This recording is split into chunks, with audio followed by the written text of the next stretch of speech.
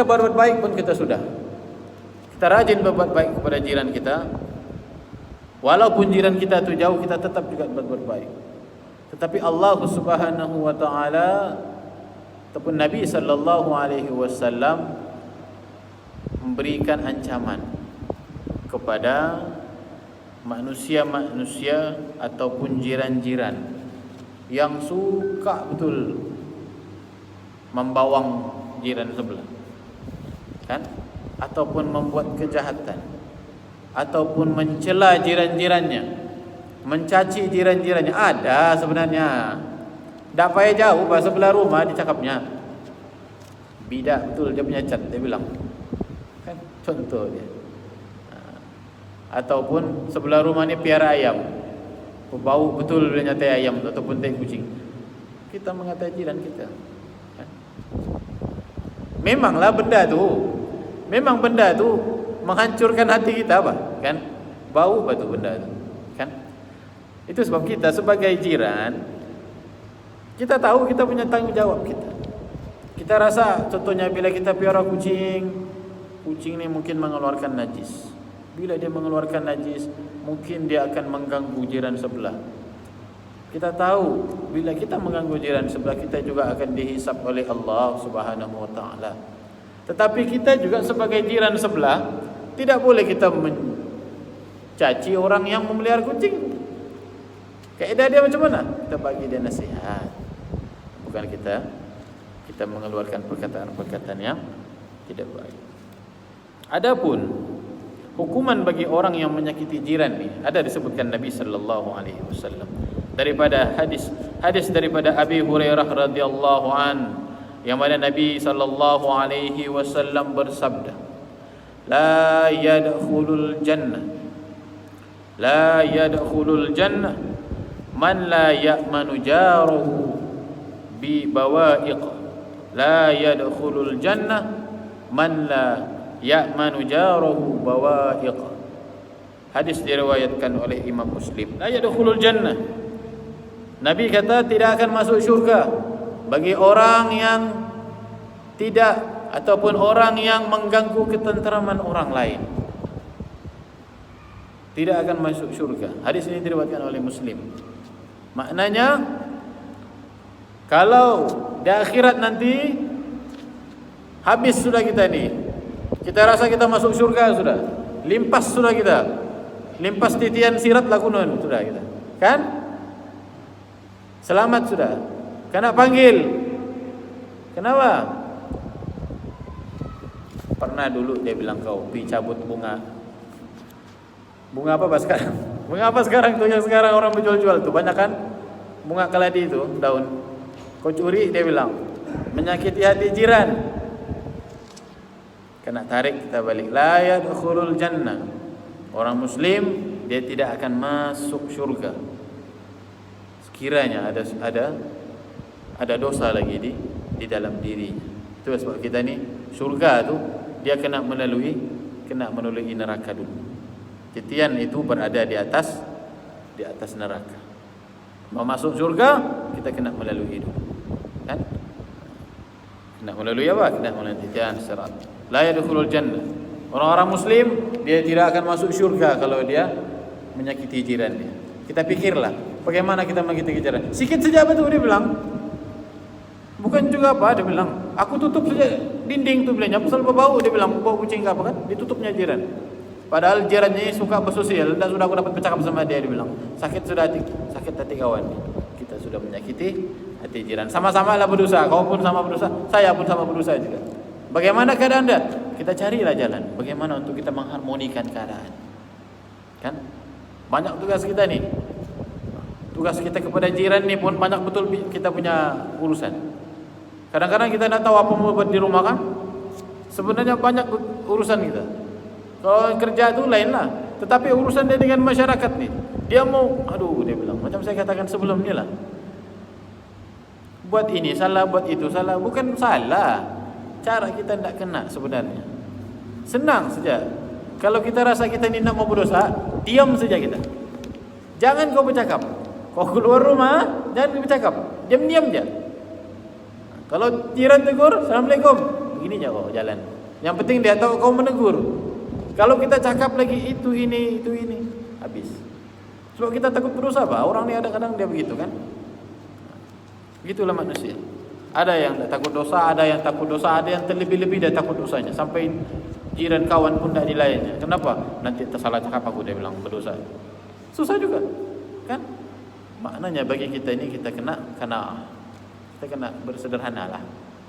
Cari cara untuk kita mengharmonikan keadaan. Hadis Nabi sallallahu alaihi wasallam yang mana hadis ini diriwayatkan oleh daripada Abu Hurairah radhiyallahu an. Ada seorang lelaki bertanya kepada Nabi sallallahu alaihi wasallam, "Ya Rasulullah, inna fulana yudhkaru min kathrati salatiha wa siyamiha wa sadaqatiha ghaira annaha tu'dhi jiranaha bilisaniha."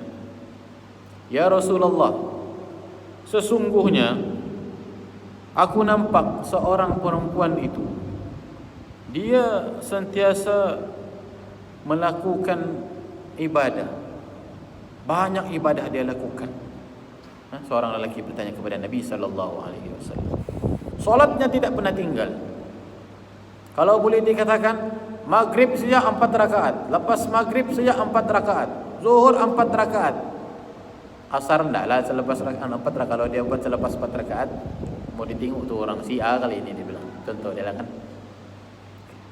Maknanya setiap solat dia tidak pernah tinggal. Kasrati salatiha wa siyamiha, dia tidak pernah tinggalkan puasanya. Wa sadaqatiha, dan dia tidak pernah tinggal sedekah dia. Seorang perempuan, seorang lelaki ini bertanya kepada Nabi sallallahu alaihi wasallam, ghaira annaha tu'zi jiraniha bilisaniha. Tetapi ya Rasulullah, perempuan ini, dia, aku lihat dia selalu mengatakan yang tidak elok kepada jirannya. Bilisaniha, antuzi jiraniha bilisaniha. Dia selalu membawang bani, kan maksudnya ini membawang bani bilisaniha. Dia selalu mengatakan yang tidak baik kepada jiran. Dia solat, dia berpuasa, dia berzakat, tidak pernah tinggal kawan ni. Cukup. Kadang-kadang lebih haul lagi dia bersedekah tu. Masya Allah, lebih haul. Tahu kan lebih haul? Terlebih sudah. Tetapi anna ghaira an tu'zi bi jiraniha. Dia ni tak pernah cakap benda yang baik kepada jirannya. Qala, apa kata Nabi sallallahu alaihi wasallam? Hiya finnar. Nabi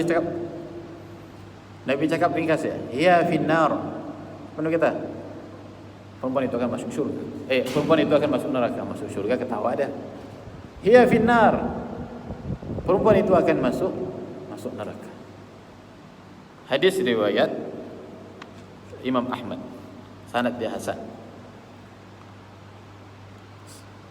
Buat baik, ibadah cukup tip-top, tetapi lidah tidak jaga, Nabi kata hiya finnar. Dia masuk neraka kita. Kadang-kadang kita ini pikir dia, kadang-kadang gara-gara mulut badan binasa. Tetapi dia bilang gara-gara mulut tak juga binasa, masih juga steady ni, dia bilang. Nantilah gara-gara mulut dibuang di neraka, tuan-tuan. Kan? Begitu jugalah adab-adab kita ketika kita berada di dalam masjid. Kan? Kadang-kadang kita bercakap benda-benda yang lara. Benda-benda yang lara ni perkara-perkara yang melalaikan. Kita cerita, anu tu dia bilang, dia bilang lara, perkara yang tidak ada kaitan dengan Islam. Apabila kita masuk di dalam ni, pastikan selain daripada zikir, kita cakaplah perkara yang berkaitan dengan Islam. Berkongsi ilmu sendiri-sendiri kah? Ambil Al-Quran, kitab tafsir, kita baca Al-Quran, kita cerita pasal tafsir, itu adalah lebih baik daripada kita sembang-sembang kosong. Nasihatlah sama-sama kita ambil. Tuan-tuan yang dirahmati Allah Subhanahu wa taala. Hubungan individu dengan teman, sahabat maupun jiran tetangga juga, kita ni ada peranan kita. Yang saya katakan sebelum ni, banyak peranan-peranan jiran dengan jiran dengan orang-orang kafir, dengan orang musyrik, jiran dengan orang muslim dan sebagainya. Tetapi untuk jiran dari segi individu dengan individu ni ada juga hak dia. Antaranya mengucapkan salam ketika bertemu. Itu peranan kita. Orang yang mengucapkan salam itu sunnat, dan orang yang menjawab salam itu wajib bagi orang yang menyambut salam itu untuk dia menyambut salam yang diberikan kepadanya. Nabi sallallahu alaihi wasallam bersabda, la yadkhulul jannah. La yadkhulul jannah lagi. Kalau Nabi sebut la yadkhulul jannah, maknanya benda tu berat. Sebab nak masuk syurga. Nabi kata, la yadkhulul jannah hatta tu'minu wa la tu'minu hatta tahabbu. Tidak akan masuk syurga sehingga kamu beriman. Okey, beriman, lepas dia bilang. Hatta tu'minu, lepas beriman. Beriman kepada 6, alhamdulillah. Wa la tu'minu hatta tahabbu. Dan kamu tidak beriman hatta tahabbu, sehingga kamu tahabbu ni, kamu mengasihi ataupun kamu berkasih-kasih. Berkasih-kasih ni bukan apa? Kita saling menyayangi di antara jiran kita, saudara kita, keluarga kita. Awala adullukum ala syai'in idza fa'altumuhu tahabbtum. Nabi kata, maukah kamu tahu, sekiranya aku bagi tahu kamu, sekiranya kamu lakukan sesuatu ataupun perkara ini, tahabbtum, kamu akan berkasih-kasihan. Maknanya bila kita berkasih-kasihan, kita akan masuk syurga. Senang je, tak payah susah-susah. Okey. Apa dia? Afshus salam. Qala Nabi sallallahu alaihi wasallam, afshus salam. Sebarkan salam. Bagilah salam. Tak susah bagi salam tu. Assalamualaikum. Waalaikumsalam. Oh, senang. Ada orang paling ringkas, Assalamualaikum. Jangan disebut. Cilaka betul dia bilang orang ni. Assalamualaikum dia bilang. Kan assam itu kecelakaan kepada kamu. Alaikum. Janganlah kita balas balik. Wassalamualaikum, waalaikumsalam. Habis. Ke atas kamu juga kecelakaan. Okay. Sebaiknya kita sebut waalaikum. Waalaikum. Tapi yang sebaiknya assalamualaikum. Sejahteraan ke atas kamu. Nabi kata afshus salam. Bagilah salam. Senang saja. Bila kita bagi salam, akan terbit dalam hati kita tu rasa sayang menyayangi. Tidak kiralah dengan sesiapa pun. Kan? Kita cubalah try test nanti. Time orang keadaan marah, kita jumpa, cuba kita bagi salam dengan dia. Terpaksa disambutnya dulu. Walaupun dia bilang apa? Waalaikumsalam, dia bilang. Tapi dia tetap salam juga. Ada juga sayangnya. Didoakannya juga kita. Dia tengah marah kawan ni. Tiba-tiba dia datang, kita pun bagi salam. Assalamualaikum Ji. Walaupun dalam marah, waalaikumsalam, dia bilang. Contoh dia. Tapi dia tetap mendoakan kita. Dia pun dapat pahala. Kan? Bila dia dapat pahala, walaupun dia telah, sekurang-kurangnya salam itu dapat meredakan kemarahan, insya-Allah. Tapi kena simpan dalam hatilah. Salam yang kita bagi itu untuk meredakan kemarahan dia, insya-Allah. Tu Nabi sudah sebut. Hadis diriwayatkan oleh Imam Muslim. Maukah kamu tahu, kalau aku bagi tahu kamu ni suatu perkara ataupun perbuatan yang mana perbuatan ini akan menerbitkan rasa kasih sayang di antara kamu. Afshus salam. Sebarkan salam. Tak susah. Assalamualaikum. Waalaikumsalam. Bukan sahaja kita ni dikehendaki bagi salam kepada orang yang kita kenal dia. Kadang-kadang kita ni orang yang kita kenal siapa? Anu tu. Assalamualaikum. Contohnya. Tak kenal, lalu je. Tengok je begini. Siapa ni dia bilang? Macam orang baru ni di kampung ni dia bilang. Siapa ni? Contoh dia lah kan. Tak boleh kita ni tengok orang baru. Tengok orang baru masuk dalam masjid. Siapa tu dia bilang? Contoh dia lah kan. Banyak keadaan. Keadaan dia macam itulah. Kan? Sebarkan salam. Kita sentiasa memuliakan orang. Seterusnya menjenguk mereka ketika sakit. Biasa orang buat macam ni lah. Kan? Benda ni sudah kita buat. Orang sakit, kita jenguk dia. Sebab itu adalah perkara yang terbaik kita lakukan sebagai jiran. Walaupun jiran tu memang kita tak bengam kawan ni satu sebelah rumah. Kan? Tetapi bila nazak sudah kawan di sebelah ni, kita tak bengam lagi. Kita lawatlah dia. Kita jenguklah dia ketika sakit. Dan juga kita mendoakan dia. Doakanlah orang yang sakit apabila kita ziarahi dia. Seterusnya peranan kita. Peranan saya kepada tuan-tuan apabila tuan-tuan bersin, saya juga kena mendoakan. Mendoakan ketika orang bersin itu adalah juga tanggungjawab kita sebagai muslim. Kita bersin, alhamdulillah. Orang yang mendengar itu ialah dia sebut apa? Ya rahamkallah. Dibalas pula oleh orang yang bersin ni, yahdikumullah wa yuslihu balakum. Kalau 10 kali dia bersin, 10 kali lah juga kita membalas. Alhamdulillah, yarhamkallah wa yuslihu balakum. Alhamdulillah, habis-habis kau ni bersin saja, dia bilang. Macam mana cara dia?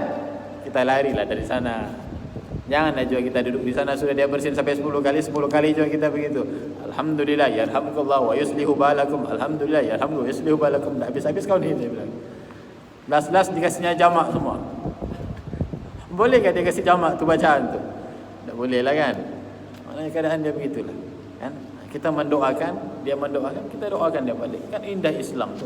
Kadang-kadang benda tu remeh, tetapi orang yang mendoakan orang yang lain itu juga adalah terbaik. Benda tu ringkas dia kan? Menolong ketika kesempitan, ini saya sudah terangkan tadi. Memenuhi undangan apabila dijemput. Jemput kahwin lah kan. Jemput kahwin, walimatul urus dan sebagainya. Itu adalah kewajipan seorang muslim kepada jiran tetangganya. Wajib untuk dia menghadiri. Sekiranya tidak dapat, dia kena kontaklah kawan tu, tidak dapat hadir, kita kena bagi tahu dia. Begitu juga dengan memberikan bantuan dalam usaha dan sebagainya. Tuan-tuan yang dirahmati Allah Subhanahu wa taala. Inna min Nabi sallallahu alaihi wasallam bersabda daripada Ibnu Mas'ud, inna min ashratis sa'ah ay yamurra ar-rajul fil masjid la yusalla fihi rak'atain wa an la yusallimu ar-rajul illa ala man ya'rif. Sesungguhnya di antara tanda-tanda kiamat ialah apabila seseorang itu dia lalu di sebelah masjid dan dia tidak singgah di dalam masjid itu untuk solat 2 rakaat. Okay. Wa an la yusallimu ar-rajul, dan sesungguhnya seseorang itu tidak memberikan salam kepada saudaranya. Itu tanda-tanda hari kiamat. Nabi sallallahu alaihi wasallam. Di antara tanda-tanda kiamat ialah orang itu tidak memberikan salam kepada orang yang dijumpanya kecuali kepada orang yang dikenalnya. Ini saya sebut tadi. Dia bagi salam kepada orang yang dia kenal saja. Yang orang dia tidak kenal dia tidak bagi salam. Nabi sebut itu tanda-tanda kiamat makin dekat. Inna min asyratis sa'a ay yamurra ar-rajul fil masjid la yusalli fihi rak'atain. Okey, orang yang limpas lalu masjid, dia tidak singgah, dia tidak solat 2 rakaat, itu tanda-tanda kiamat akan dekat. Dan juga orang yang tidak memberi salam kecuali kepada keluarganya sahaja. Dia bagi salam kepada orang yang dikenalnya. Orang yang tak kenal dia nak bagi salam. Mahal betul dia punya salam tu. Kan? Tuan-tuan yang dirahmati Allah Subhanahu wa taala, lebarkanlah salam. Buatlah kebaikan sehingga mana yang kita mahu. Kita tidak tahu kehidupan kita. Kadang-kadang ada orang yang pergi dahulu masa muda. Ada orang yang pergi dahulu sebelum dia sempat melakukan kesukaan dia. Ada orang yang melakukan ataupun ada orang yang ditamatkan riwayatnya dalam keadaan dia suka melakukan perkara yang dia sudah biasa. Ada juga orang yang tidak ditamat-tamatkan riwayatnya. Yang ini dia kena jaga.